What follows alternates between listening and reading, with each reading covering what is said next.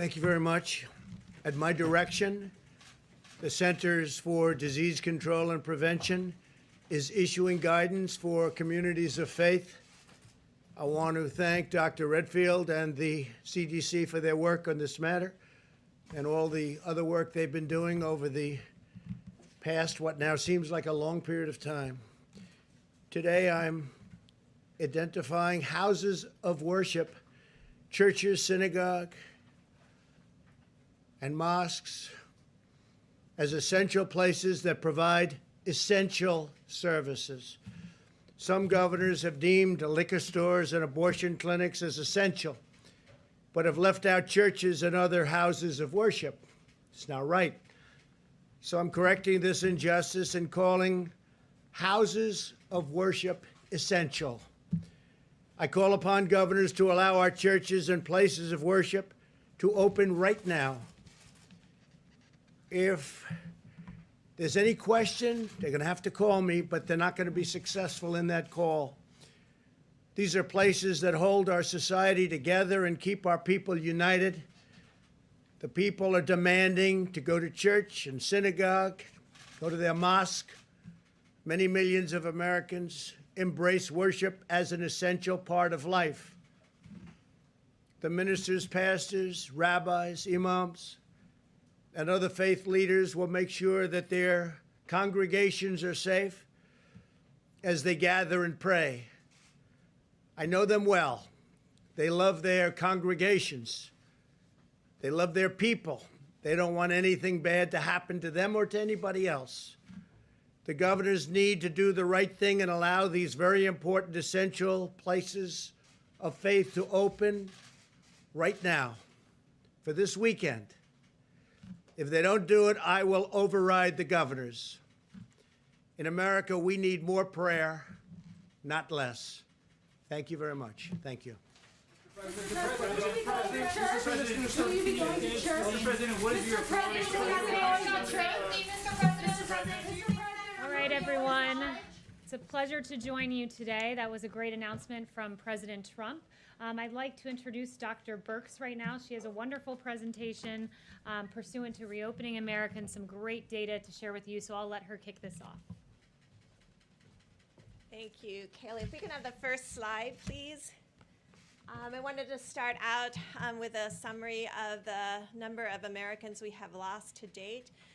But the exciting thing for all of us is the decreasing mortality over time. And I think it both is a real aspect of the amazing healthcare workers on the front line, the ability of people to share at the front line how best to care for the patients, and the continuous decrease in mortality over time. Next slide.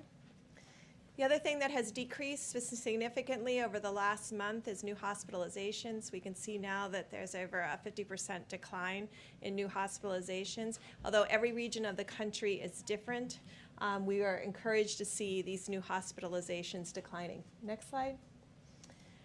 I've talked before about the extensive surveillance that CDC has made available to this country. This is looking at their syndromic surveillance from emergency rooms. You can see that both COVID-like illnesses, shown in the orange and shown in the blue, influenza-like illness, taking up both of those cases together, you can see significant declines week over week. A number of people coming to the emergency room with these illnesses. It goes along with our new hospitalizations. What we like to do is triangulate data, put data together from multiple sources to see if we're seeing the same trends so that we can ensure that we're making progress together. Next slide. This is their influenza-like illness surveillance system that has been up and running for more than a decade now.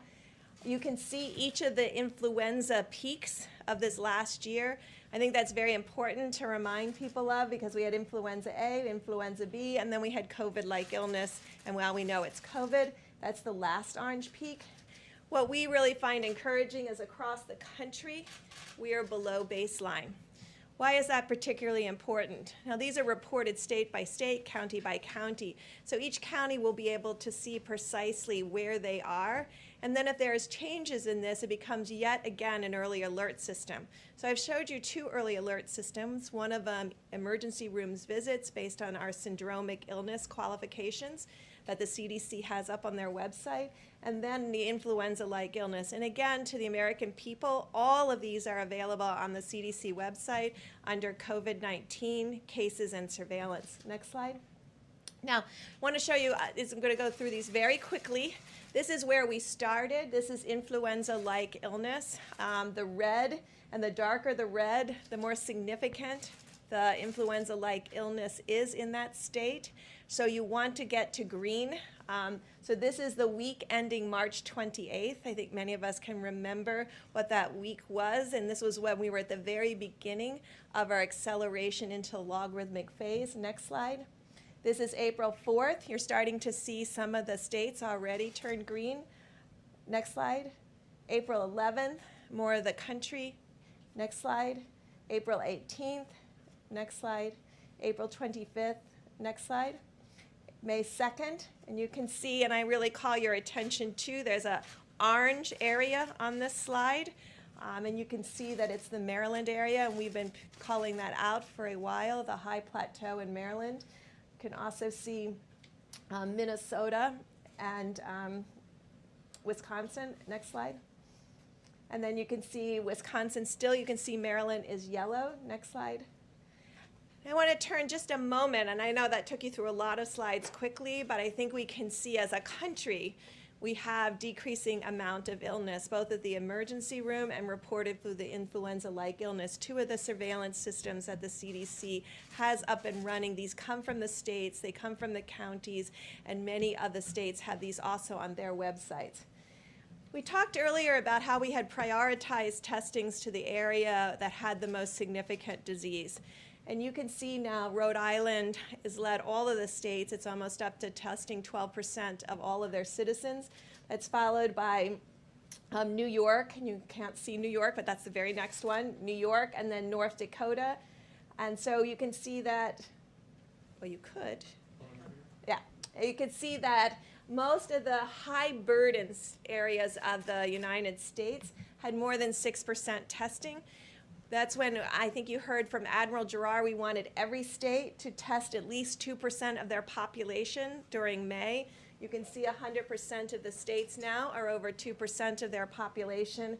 And we'll fix this slide so you can see every state, but many of the states now are over 4%. And this is just after getting all the materials to ensure that they have adequate transport media and swabs. So we're encouraged by the progress that many of the governors and states have made in their testing of their population. It is also why we took the opportunity to really encourage governors, and it was to encourage governors to test 100% of the nursing home residents and staff, because many of our outbreaks that we have seen over the last 2 months have started in nursing homes. Next slide. Now, this is a complicated slide, but this is trying to show you how we triangulate data. So I took you through our surveillance systems. I've taken you now into the start of how we use laboratory data to really understand what's happening both in the metros and at the state level. This is every single state. And you can see the triangles, the top part that you can see, the little triangle-y pieces are the diamonds. That is where the states were in the number of positive tests. This is the nucleic acid test. This is diagnosing virus in your nose. You can see where it was 30 days ago and where it is now by the red squares. You can see a dramatic decline across the states, and indeed, New York City just 6 weeks ago was almost 40%. It is now for the first time as a New York state under 10%. And so this is the progress that we're making in both expanding testing, finding more people, but ensuring that we're getting testing rates at about 10%. This line is 10%. So 42 states are now have less than 10% test positive on a rolling 7-day average. Now, again, I'm going to call your attention to the top 3 states. The top 3 states with the largest percent, and this is so you can all make your decisions about going outside and social distancing, potentially playing golf if you're very careful and you don't touch the flags and all of those issues, playing tennis with marked balls with just one other person so you're only touching your ball. We found really people who enjoy sports have been able to really adjust to social distancing, but you can see the top 3 states are Maryland, the district, and Virginia. And so there is still significant virus circulating here. That is followed by Nebraska, Illinois because of Chicago, and what we've talked about before about Minnesota. So those are our top states as far as still having high number of test positives. When I say high number of test positives, they're all under 20%. If I had shown you this slide 4 weeks ago, half of the country would have been over 20%. So this also shows progress, but also very clearly about the region we're living in right now with disease. Next slide. Now I wanted you to see this as a metro because that's just a state level. So we look at this in multiple different ways. The number one metro with the highest positivity rate is the District of Columbia, which includes Northern Virginia and Maryland, Montgomery County, and PG County. That is followed by Baltimore, Chicago, and Minneapolis. And so these are the places where we have seen really a stalling or an increase of cases as in Minneapolis. You can see all the other metros are almost all exclusively below 10%. So we see this as great progress across the board in the metro areas. Next slide. So we also look at daily cases and daily case numbers, and I know that you all know that that's a very erratic, and it depends sometimes on how the tests were reported, how the case were reported, and so you often have to look at it over a 3 or 7 day period. This is looking at daily cases on a 7-day rolling average. You can see the number one at the top peak that has now come down dramatically is the New York metro area. Underneath that, you can see our concerns about Chicago and our concern in the yellow line of the Washington, D.C. area, because these are two areas that went through their logarithmic phase and are now at a high plateau with an unchanging number of cases day over day. That's the orange line and the yellow line. You can see that the daily case numbers per 100,000 are below the yellow line and the orange line of Washington, D.C. and Chicago. And that's New York and Boston and many of the others. Providence is also up as a per 100,000. And that's the way we like to look at it because we can really then understand it in relationship to populations. The other groups that have very low levels that once had a peak, this is Detroit, very low level now. This is Boston in the gray, which has come way down also. And you can see down here is Atlanta and Miami. Next slide. Now sometimes, and I think recently there have been publications about where the world was before we started the Stop the Spread and before many states shut down. And just to take you back to that moment, on March 14th, before Stop the Spread, this is showing New York. I didn't even put March 14th on there because New York on March 14th had less than 50 cases reported. Chicago had less than 10. Washington had less than 10. LA had less than 20. The large state at that time that had a significant number of cases was the Washington area, Washington state, which had 100 cases. On March 14th, we had about 500 cases distributed around the United States, not in any dramatic hotspot per se, but the majority of those cases and the hotspot at that moment was Washington state. This is how the New York metro area, which includes obviously northern New Jersey, northern parts of Pennsylvania, parts of Connecticut and Rhode Island, and the dramatic decline that they've had in the number of cases. And I know you know that also mortality has started to decrease in that northern New Jersey and New York area. Next slide. But I wanted you to see how we bring all this information together on a daily basis. The red line in this graphic are the emergency room visits. So those are the syndromic visits that I discussed with you at the beginning. The blue line is the test positive, and again, it's very erratic because of the reporting of when cases sometimes from the entire weekend are added on a Monday morning. And then you can see the actual case numbers in the black bars. And so that's how we bring everything together. And what we want to see is all of the items trending down. We want to see the number of positives that you find because we really have states now looking for asymptomatic cases. So we want to ensure that both asymptomatic cases, symptomatic cases are all declining as shown in the blue line, that emergency room visits are declining and the actual case numbers are declining together. And of course, then there's mortality behind that in the green lines that are green bars that are hard for you to see. Next slide. But this is the Washington area. And so that's why I want you to see that contrast. You can see there's not been that dramatic decline in the blue line.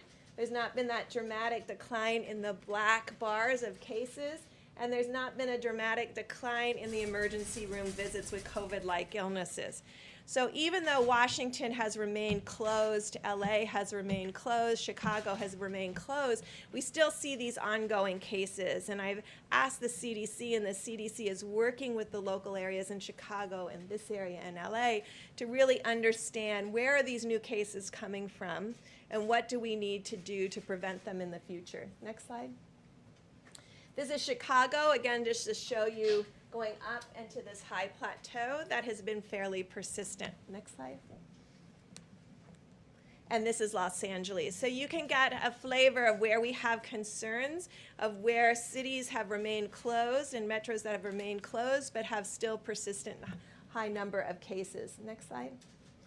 So then I wanted to talk to you about outbreaks, because throughout this all, there's been a large part of America that has been in many states that have been really finding their outbreaks, containing those outbreaks by testing everyone and doing contact tracing, and then stopping them and stopping those outbreaks in their tracks, what we have been talking about everybody being able to do across the United States.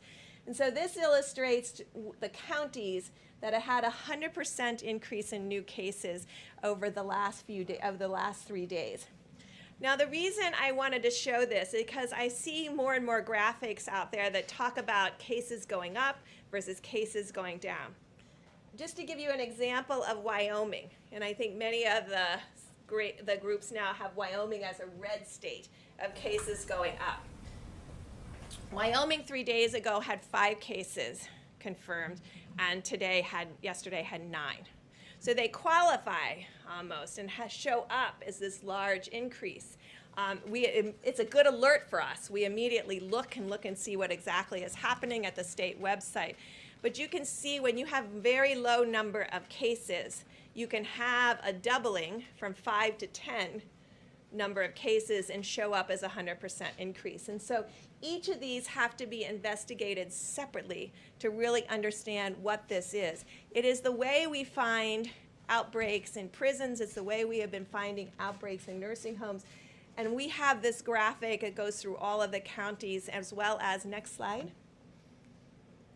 So this is one state's analysis.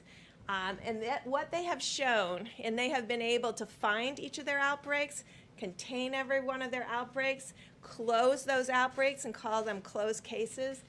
In this case, the dark blue is community spread. The rest of it, 50% of their cases, have been coming from outbreaks that they've been able to contain. The largest group in this is meatpacking plants.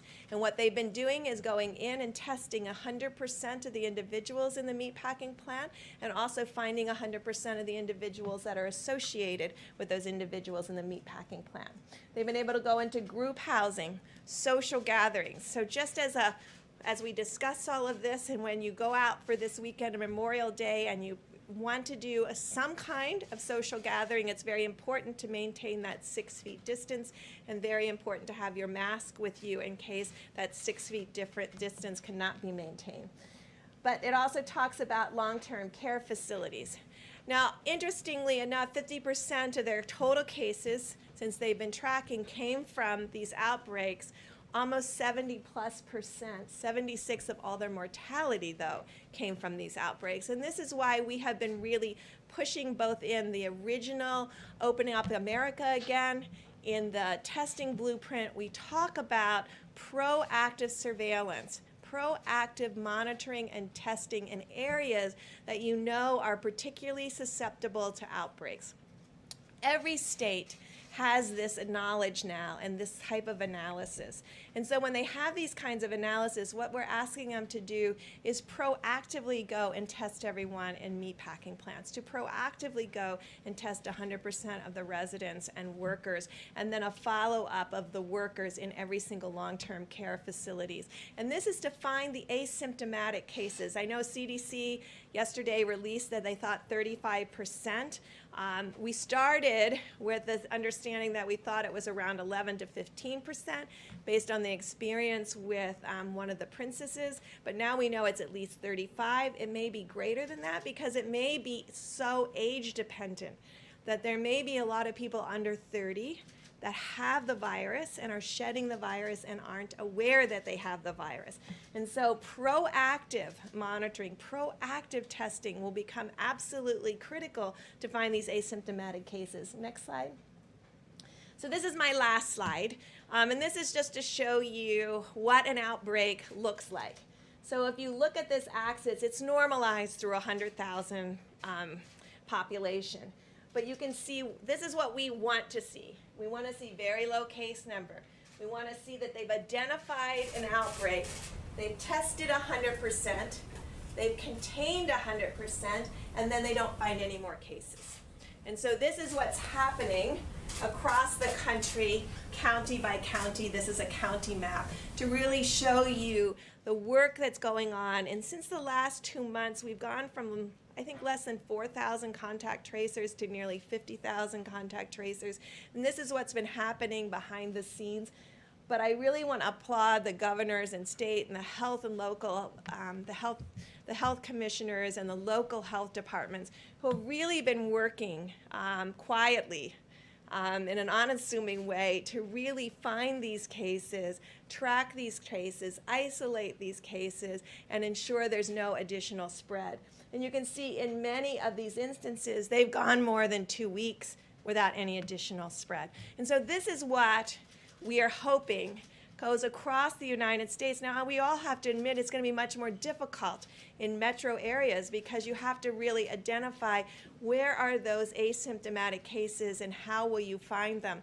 And it's why there's been a lot of additional resources going into disadvantaged areas and to the federal community clinics to be able to proactively be able to test for this virus and find asymptomatic individuals. When someone gets sick with COVID, excuse me, when someone gets sick with COVID, you've heard the cases. Some of them have very high fevers. And so they're not out walking around. So they may have been shedding virus for 1 or 2 days before they got significantly ill and they had to be in bed because they felt so terrible. Now think of that, they were maybe out 2 days. And so if they're 50% of the cases, they're only out for 2 of the days that they may be spreading virus. An asymptomatic individual that doesn't know they have COVID, they may be spreading and shedding the entire time that they're in the community. So instead of 2 days, it may be 6 days, or it may be 7 days. And so when we talk about proportions, 35% that are asymptomatic that are out in the community is a much more opportunity for transmission than someone who is getting sick and is only out in the community for 2 days. And so we know we have to find both, and we've been working with states about what proactive surveillance would look like in this case to find people who are asymptomatic. But it's also why we continue to recommend to the public very clearly that you can't tell who's infected. And so that's why you have to continue to social distance. That's why you need to continue to maintain 6 feet apart. I remember in the early days of HIV, people told me all the time that they knew who was infected. And I would say, you don't know who's infected. I could be infected. You're just saying you don't think I'm infected because I look healthy. There's a lot of healthy people out there with COVID that look healthy.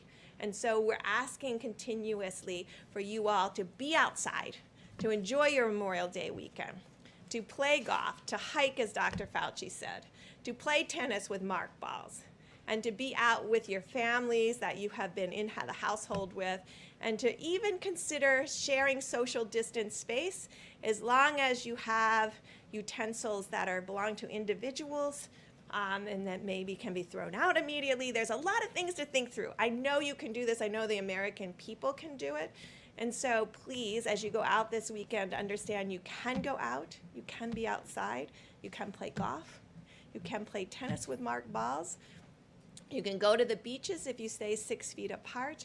But remember that that is your space, and that's a space that you need to protect and ensure that you're social distance for others. Thank you. I want to start by, Dr. Birx, if I could have you stay here for just a moment or two. Zeke, I believe you emailed me a question about nursing homes and testing this morning. If you want to ask it, I'll have Dr. Birx give you an answer. I think that's great. Thank you. Dr. Birx, last week, or sorry, 2 weeks ago, you and the Vice President of Governors, you wanted 100% of nursing home residents and staff tested within 2 weeks. Most states aren't going to meet that. Some 2 weeks later haven't even started to try, saying it's impractical and feasible. Are you disappointed? And also, what are the consequences of that inaction?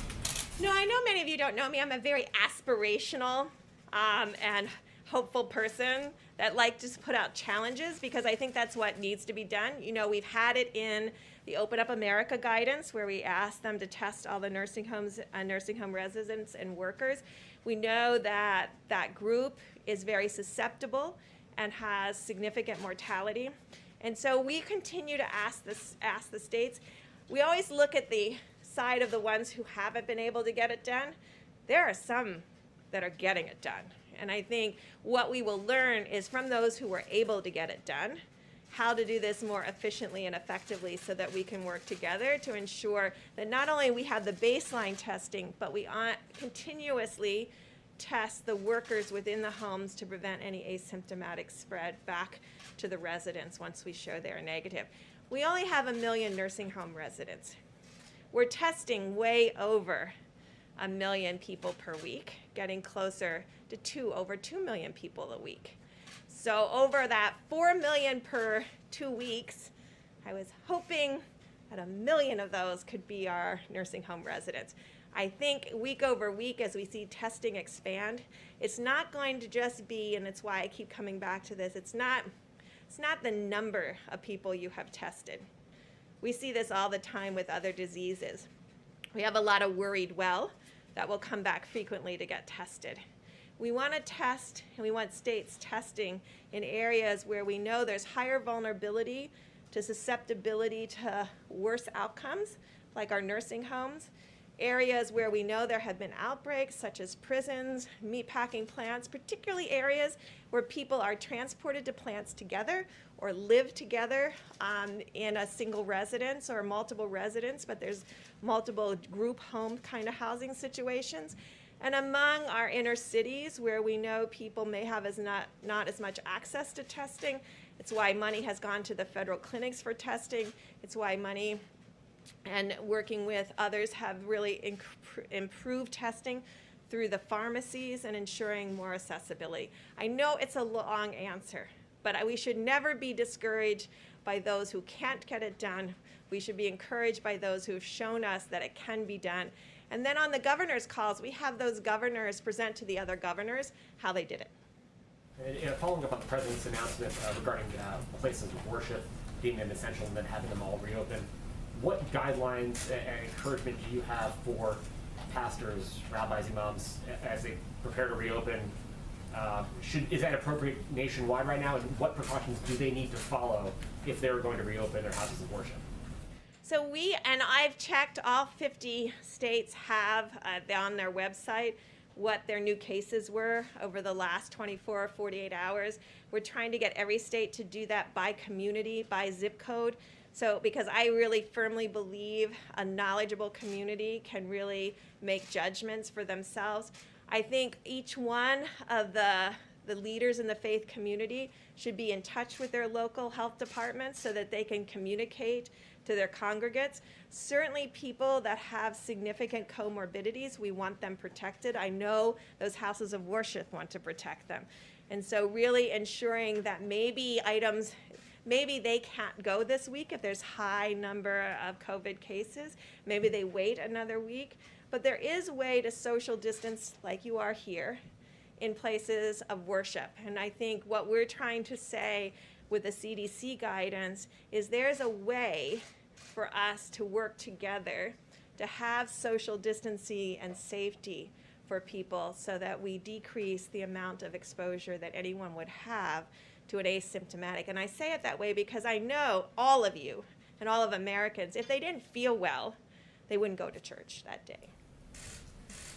Let's take one more for Dr. Brooks. John? Yeah, Dr. Brooks, can you comment on the latest study on hydroxychloroquine? There's this Lancet study that suggests, again, that the drug could cause heart problems and even increased mortality.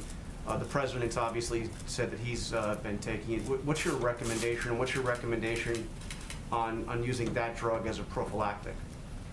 Well, first, I think the FDA has been very clear on their website about their concerns about hydroxychloroquine, particularly when it's combined with a macrolide. And I think you see that in the study. And I think the study, although it is open label, and it is, I tell you what I take home from the Lancet study, and I hope everyone here does in addition to what you just commented on, it clearly shows the comorbidity that puts individuals at more risk. And I think it's one of our clearest study because there were so many tens of thousands of individuals involved that the doctors clearly annotated who had heart disease and who had obesity. And you can see dramatically the increased risk for that. There are still controlled trials going on, both for prophylaxis and pre-exposure prophylaxis, as well as controlled trials looking at, in a hospital setting, how these drugs do. And I think those are still pending. But I hope everyone looks at those comorbidities. And for all of our millennials out there, they get data like this. Look at that. Go through and see if your parents or your grandparents have any of those things and make sure you're helping protect them. I'm really worried about people in my generation because we're very social at times. And we have a habit of forgetting social distancing or forgetting that glasses, and when you're eating, you can't eat in a mask. So even if you're far enough apart, you have to watch every utensil, everything you touch. I really am asking our great generation of millennials to get some YouTube videos about how to do picnics outside with your friends and still protect everyone and still ensure that there's no co-contamination of food and utensils. I think there's a way to do it, but I want it explained in a YouTube video. Thank you very much, Dr. Brooks. I know you need to get back to work, so thank you very much. You can do a follow-up with me. And wait, actually, Okay, Dr. Birch, is it possible to do a quick follow-up? okay, you can go ahead. But before I start my portion of the briefing, there were just a few things I wanted to note for you all. Pursuant to some of those very encouraging graphs we saw where the states move from red and orange to green, and we saw the United States increasingly become green. It's encouraging to see that America's reopening alongside that, with data from Homebase noting that 2/3 of America's small businesses are opening. An Open Table study said Americans are now starting to dine out again. Another Homebase study, 67% of local food and drink businesses are open. Apple is saying Americans are driving and walking at near normal levels. And Google mobility data reflects the same. So it's encouraging to see America start to reopen and the great work President Trump has done for the faith community going into this weekend. We have a First Amendment. It's very important that we protect that. And these churches, these synagogues, these mosques, they are essential, and President Trump underscored that. And finally, before getting started, I wanted to note that the president, as you all are well aware, donates his salary to various initiatives and parts across the federal government. In this quarter, he will be donating his salary to HHS, Health and Human Services, to develop new therapies for treating and preventing COVID-19 so that we can safely reopen. Here is the check, amounted to $100,000 that will go directly from President Trump and his paycheck that he does not take, but rather donates it to various noble initiatives, including in honor of COVID this time and those who have passed and the studies underway. He'll be donating it to HHS. And with that, I will take questions from you all. Haley? Yes. A couple of questions to follow up on the president's announcement. First, just to clarify, he came out and said, I'm calling upon governors to allow churches and places of worship to open up right now. Dr. Birx just said in areas where they have high cases of COVID-19, maybe they should think about waiting a week. So which is it, and why the mixed messaging? That's up to the governors. As it's said in our guidance, we note that while many types of gatherings are important for civic and economic well-being, religious worship has particularly profound significance to communities and individuals, including as a right protected by the First Amendment. The president wants to see these communities open. Dr. Birx was integral to making these guidelines, and they lay out a pretty clear path for faith communities to reopen. The president said he's going to override the governors. Under what authority would he do that? And to your point, he said several weeks ago, this is all up to the governors. Well, I think you're posing a hypothetical, and I think we can all hope that we see He said he governors. would override the governors. You're posing a hypothetical, though. You're assuming that governors are going to keep churches shut down and keep mosques shut down and keep synagogues shut down. That is a hypothetical question, and we will leave it to these faith communities to The president stood there and reopen. said if governors don't We'll listen leave to it to him, faith he's going to communities to override their reopen. authority. And Kristen, I think we can all hope that this Sunday people are allowed to pray to their gods across this country. That's a good thing. And I'd also note there's detailed guidance in here about the way that you can clean your facilities, promote social distancing. So this is something that we should all look at and be thankful that we are encouraging these faith communities to reopen and do so in a safe way.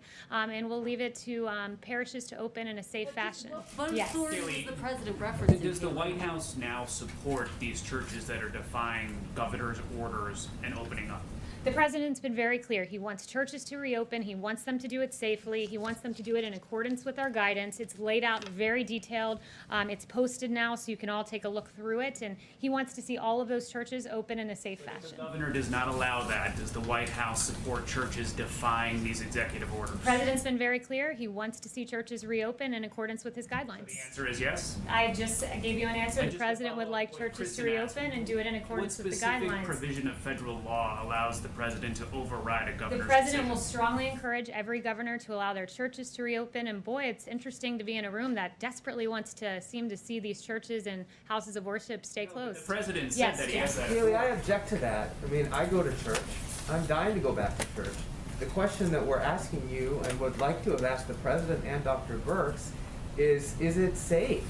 And if it's not safe, is the president trying to encourage that, or does the president agree with Dr. Birx that people should wait?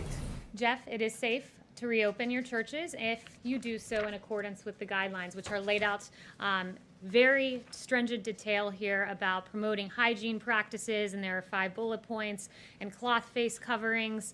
If social distancing is not possible, it's recommended. Intensifying cleanings, promoting social distance, we lay them out meticulously.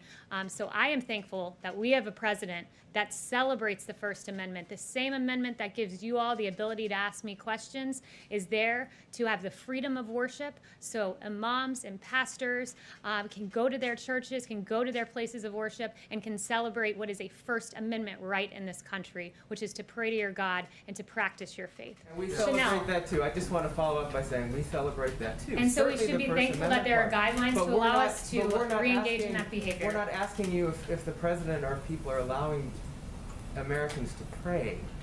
That's not the To question that gather in people their are places asking of here. worship, to attend church services, to pray together. And the president has laid out a clear path.